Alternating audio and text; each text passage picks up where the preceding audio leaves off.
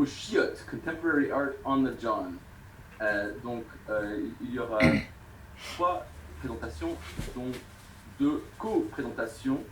Et nos premiers intervenants seront donc Natacha Guillet et Kevin Bideau.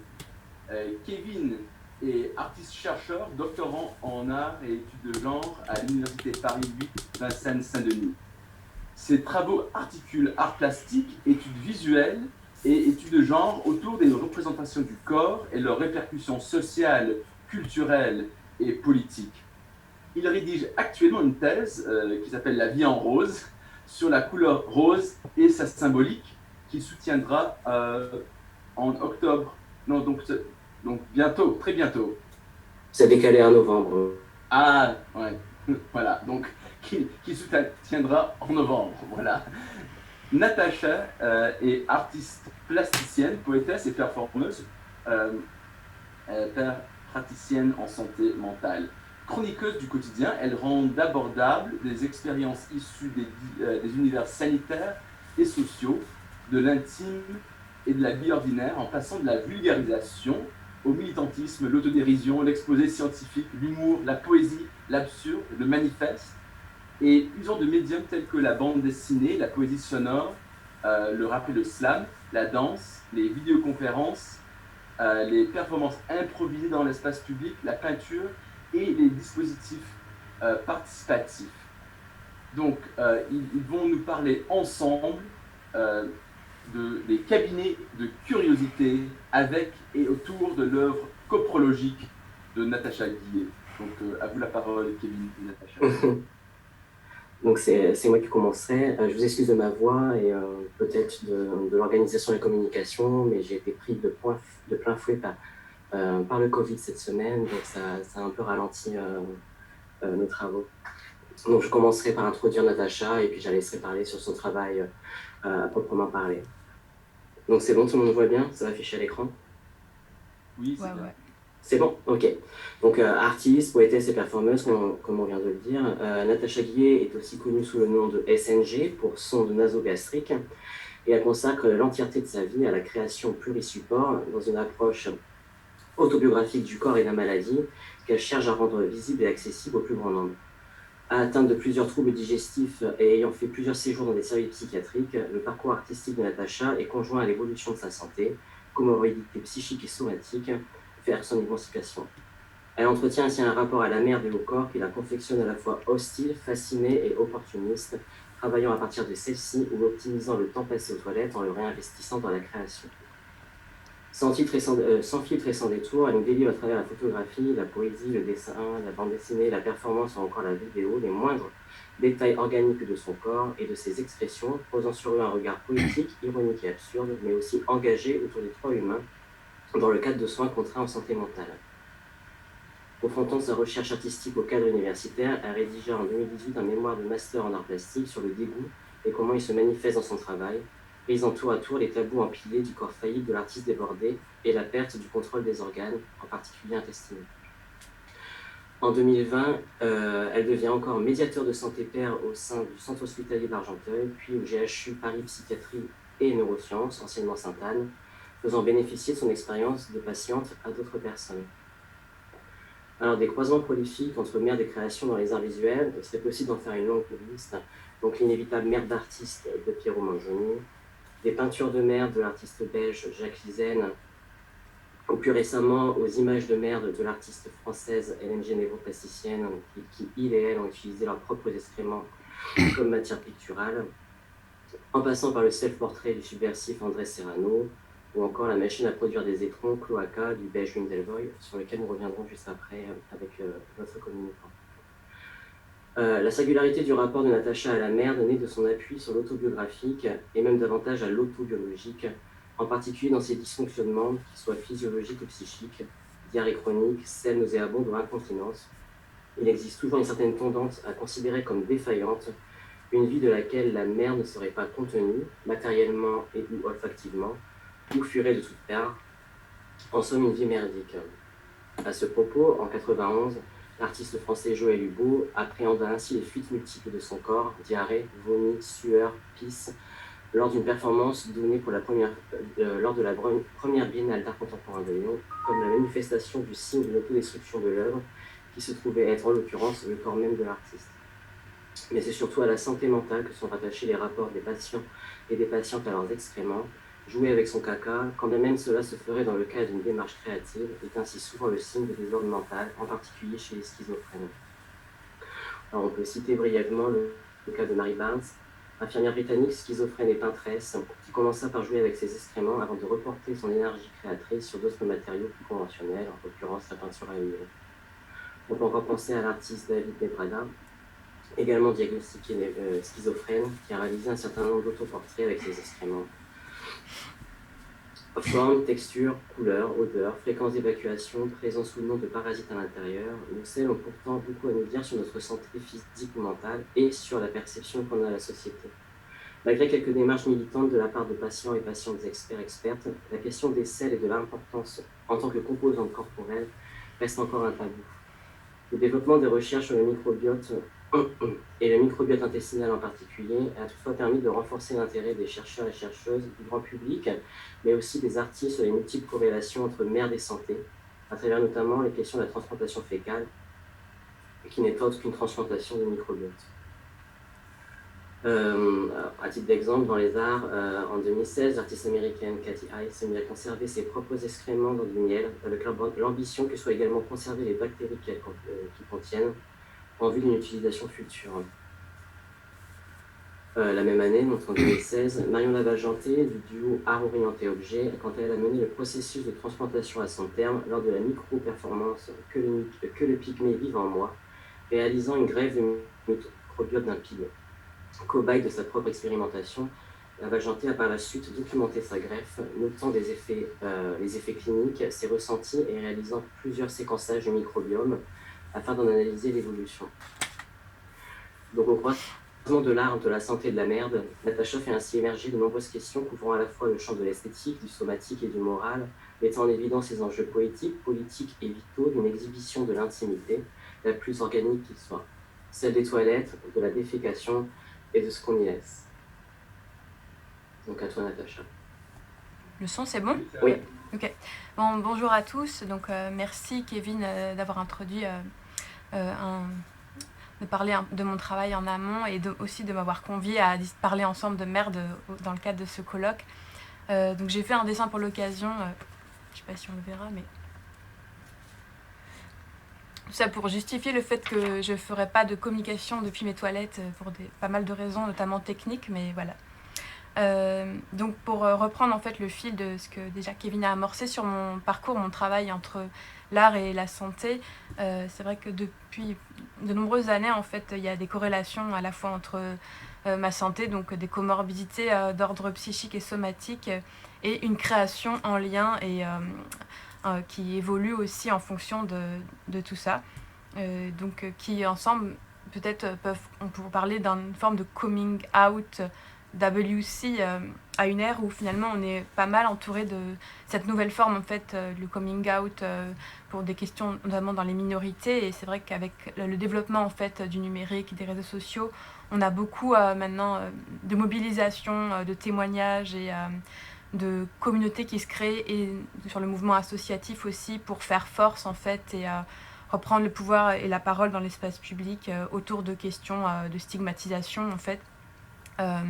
Et notamment aussi dans les troubles psychiques, sur les maladies mentales.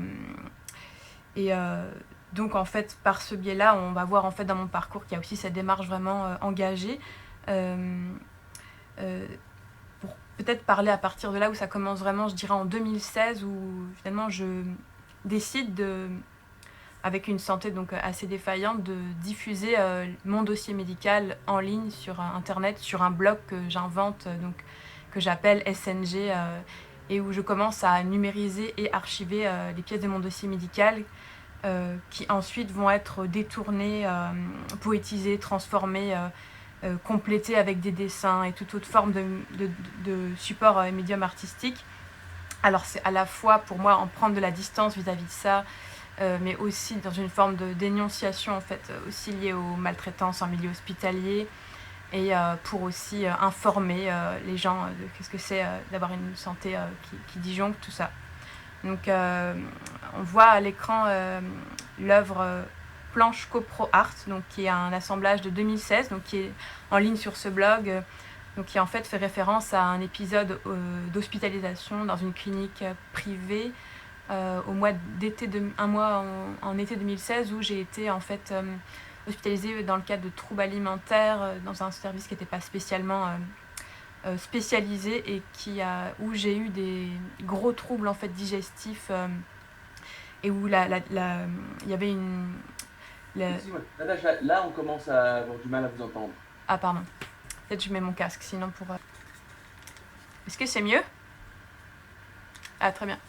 Et donc dans le cadre de cette hospitalisation où en fait il y a toujours une ambiguïté entre le discours du trouble psychique et des réelles intolérances alimentaires, où j'ai commencé à avoir en fait des diarrhées chroniques et où le personnel médical n'a pas du tout pris en compte cette chose-là, et où il faut savoir que normalement dans le cadre des troubles alimentaires il y a une vraie surveillance, observance en fait de tout ce qui rentre et sort dans le corps, où en fait on ferme à clé en fait les sanitaires pour pouvoir contrôler à la fois la personne qui défèque si elle tente de vomir, et en même temps de contrôler si elle mange ses plateaux repas pour des questions de reprise pondérale. Et c'était pas du tout le cas dans ce service, donc en fait pour montrer un peu ce qui se passait et qu'il fallait absolument changer un peu la façon dont ils me soignaient, j'ai décidé de moi-même prendre des photos en fait au quotidien de la cuvette des toilettes pour montrer qu'en fait ça n'allait pas du tout, et éventuellement adapter ensuite le soin à la fois une forme de journalisme de moi-même, autobiographique.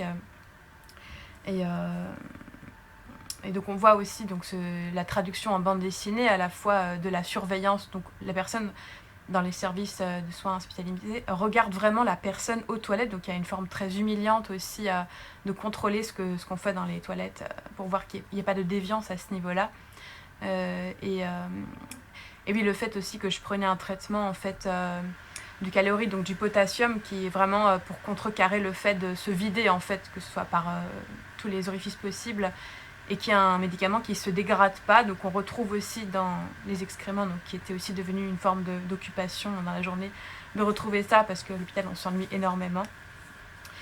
Donc voilà, et donc pour continuer sur le blog, il y a aussi l'œuvre multisupport Joyeux Noël endoscopique, donc là qui retrace un épisode d'examen du côlon avec tout un tas de documents à la fois médicaux, donc on trouve avec des informations qui ont été rajoutées par-dessus, des photographies, des dessins, donc un assemblage comme ça qui va transformer en fait l'expérience médicale en quelque chose de plus poétique, absurde, ou d'humour noir en fait, à des périodes même critiques de l'année qui sont les fêtes de Noël. Donc c'est à la fois vraiment une forme de surmonter en fait des épreuves comme ça de l'examen médical. Donc on en arrive au côté justement de comment rentabiliser en fait le temps passé avec la maladie, donc avec aussi les problèmes de digestion, et donc le temps passé aux toilettes dans mon cas qui est assez conséquent. Et donc comme j'ai vraiment cette hyperactivité et une volonté de résister, de rescaper, donc le corps qui est devenu presque invivable, donc on peut aussi faire référence à l'ouvrage de Bernard Andrieux, Malade encore vivant, qui parle vraiment de ces différentes étapes de comment on cohabite avec son corps. Donc il y a vraiment cette obsession qui commence à se cultiver autour des toilettes, et donc j'y passe du temps, je commence à envahir les murs de dessins, d'écriture, de format vidéo. Enfin c'est vraiment une activité qui se développe, et donc je réalise je pense ma première vidéo YouTube en 2018 avec SNG Water Project, donc qui parle de plusieurs choses, mais entre autres d'une volonté en fait aussi de lien avec les autres, où j'invite en fait les personnes à contribuer à ornementer le mur de mes toilettes en m'envoyant un feuillet A4 qui se rapproche aussi de la feuille de PQ, que ce soit dessin ou poésie, pour en fait rendre mon environnement plus sympathique et une forme de solidarité par mes pairs. J'ai reçu quelques contributions en fait suite à cette vidéo en fait promotion de ce dispositif. Et je parle aussi du coup dans cette vidéo des tickets d'insistance sur les chiottes, donc qui est un dispositif d'écriture que j'ai aussi inventé à cette époque en 2017, qui se poursuit toujours, qui est une forme de... Donc en fait, l'idée, c'est que je confectionne des mini-carnets d'écriture au format que je peux glisser partout, que ce soit dans mes toilettes, dans ma poche, dans les transports en commun, sur ma table de nuit, la salle à manger, que je peux emmener partout et qui en fait me servent à noter tout ce qui me vient dans la journée, dans la nuit, comme des notes perpétuelles en fait de mon état d'esprit, de ce que je vois dans le monde, et donc qui sont numérisés un par un et archivés pareil sur mes blogs depuis 4 ou 5 années maintenant, et qui se comptent en grand nombre et qui se sont petit à petit déplacés aussi dans l'espace public des murs d'exposition, dont on parlera peut-être plus tard, et aussi ont été primés l'an dernier, en 2020, par le projet en fait Cultura de Urgencia à Madrid pendant la pandémie, qui faisait appel aux artistes en fait pour proposer une œuvre qui vont bientôt, je pense, être exposée aussi dans les hôpitaux. Et à savoir quand même qu'on arrive là aussi à la limite, donc le titre a été censuré, donc coupé en 2, ticket d'insistance, je pense que Sur les chiottes n'était pas accepté en fait. Donc c'est quelque chose auquel je suis aussi beaucoup confrontée dans le tabou, la censure en fait autour de ces questions de l'intime, de l'organique.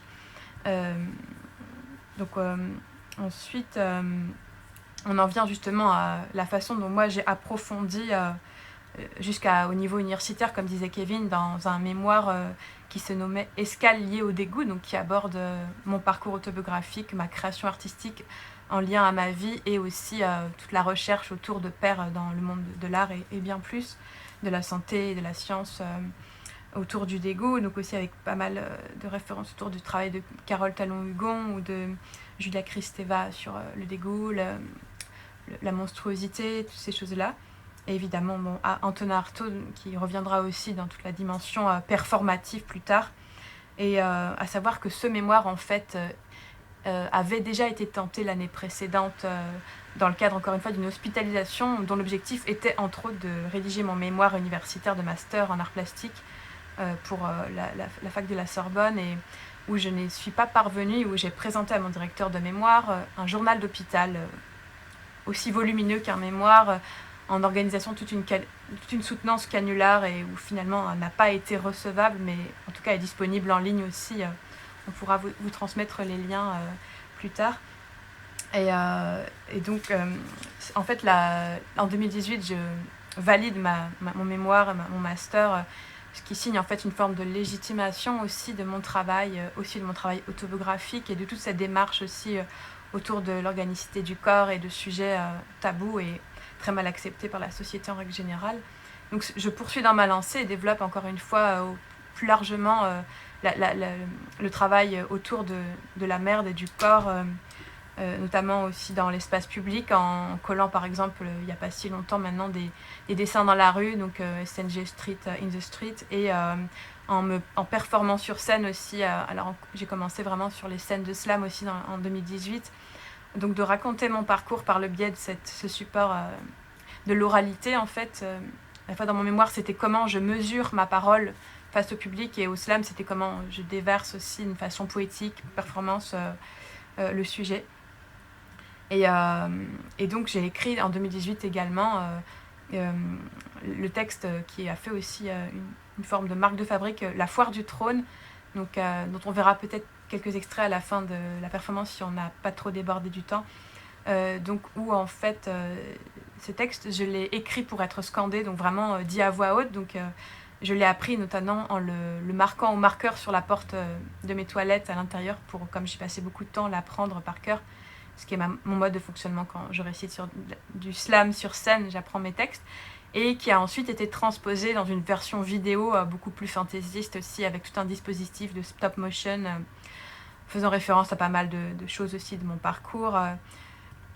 Donc vraiment pour, encore une fois, briser les tabous, et a valu pas mal de stupéfaction. C'est vrai que quand je débarque avec un physique plutôt ingénu et tout, les gens sont souvent assez sidérés en fait de ce qui sort à la fois de ma bouche et du contenu de ce que je raconte.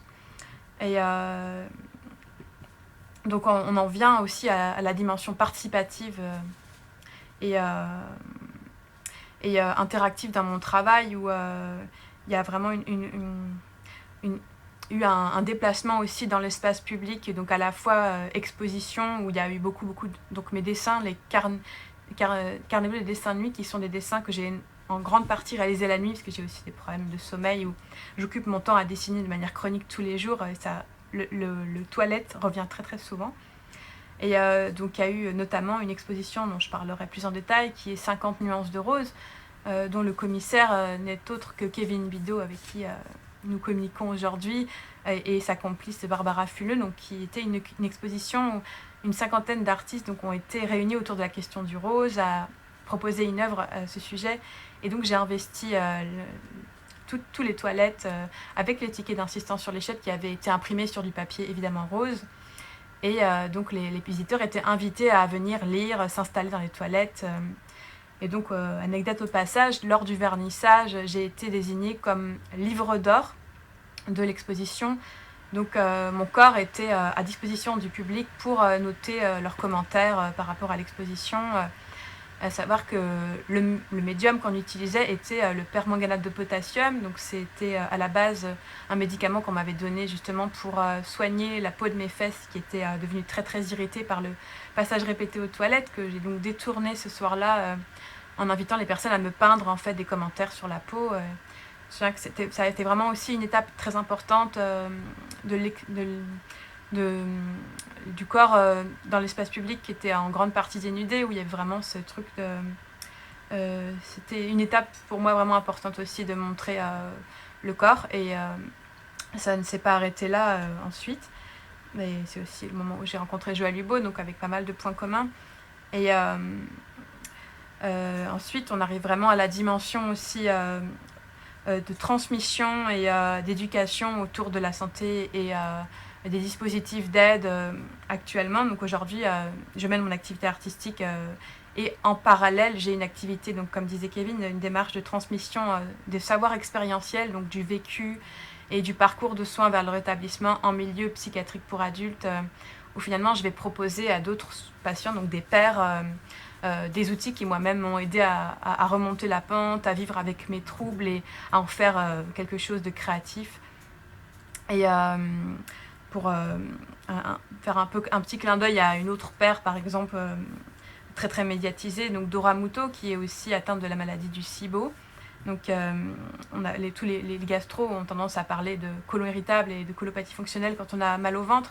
Et donc cette jeune femme a poussé la recherche beaucoup plus fortement en lisant énormément d'articles scientifiques pour en faire un livre à fleur de paix, donc à la fois aussi encore une fois pour briser un tabou à la société, car elle prend énormément la parole pour parler des gaz et de la maladie intestinale, et donc aussi une dimension très féministe. Voilà, et donc je vais peut-être m'arrêter là parce qu'on a... Le temps file, et si on a encore un petit peu de temps, on pourra vous montrer quelques extraits de La Foire du Trône en version vidéo. De s'exprimer de différentes manières. Donc je suis certain qu'il y aura plein de questions et de commentaires, mais on va, comme d'habitude, les garder pour la fin de la session. Et là, on pourra peut-être aussi regarder quelques extraits, comme vous l'avez suggéré, des vidéos que vous avez apportées. Donc,